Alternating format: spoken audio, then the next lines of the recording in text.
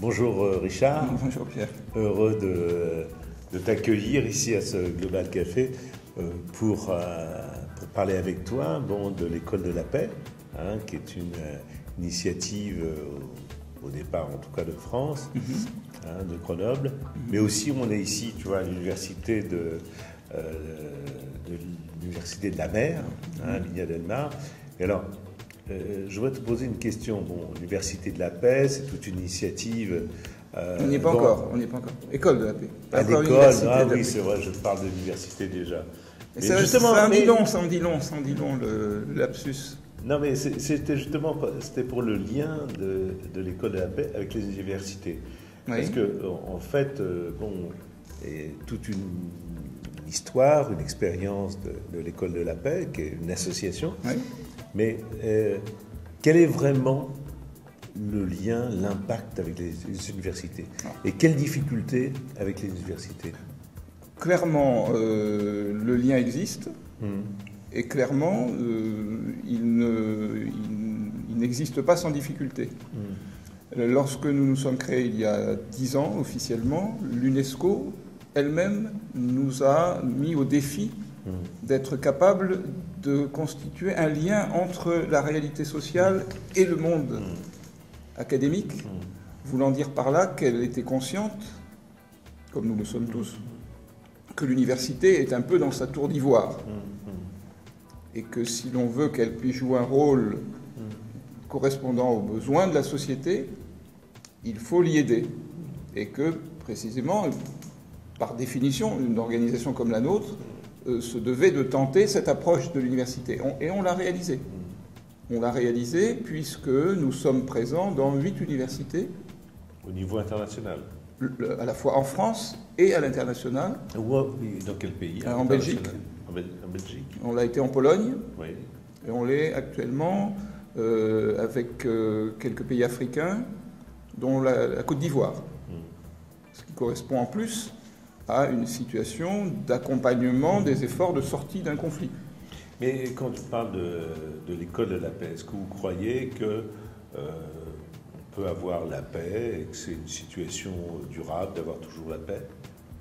Alors, est-ce qu'en fin de compte, la guerre et les conflits ne sont pas inhérents, je dirais, à l'essence même des sociétés? Alors, les conflits font partie, effectivement, de la vie. La vie est l'habitude de dire, est un combat. On pourrait même encore noircir le tableau en disant comment une société, je crois que c'est Claude Lévi-Strauss qui le disait à l'occasion de son 100e anniversaire, j'ai commencé mon existence et mon travail, nous étions 1,5 milliard d'individus sur la planète, nous sommes aujourd'hui plus de 6 milliards, nous serons 8 milliards dans 20 ans. Comment peut-on gérer une multitude pareille? Et d'une certaine façon, on ne pourrait pas parler de école des conflits et de la paix, ou quelque chose comme ça. Parce que je pense que quand on parle paix, tout de suite, il y a je pense qu'on a tendance un peu à éviter les conflits. Moi, je trouve dans le... Non, il ne s'agit pas d'éviter le fait qu'il y ait des conflits et des fois les nier, ou il faut arriver absolument à la paix, non? Non, il faut ce à quoi, encore une fois, nous sommes tous, ce vers quoi nous sommes tous tendus malgré tout, même si nous sommes animés par effectivement des réflexes humains plutôt négatifs qui poussent à l'affrontement, mais nous sommes animés en même temps, et l'évolution de notre société le montre, par des efforts de progrès dans la convivialité, dans le vivre ensemble. Et c'est à quoi, pensons-nous, les institutions éducatives avec lesquelles nous travaillons, nous ne prétendons pas nous substituer à, donc les institutions éducatives ont cette vocation qui est d'aider au vivre ensemble. Est-ce que tu peux dire vraiment le point central, je dirais, du projet pédagogique de l'école de la paix? C'est-à-dire, quel est le point pédagogique le plus important, je veux dire, dans ce que vous faites ou ce que vous défendez en tant que tel?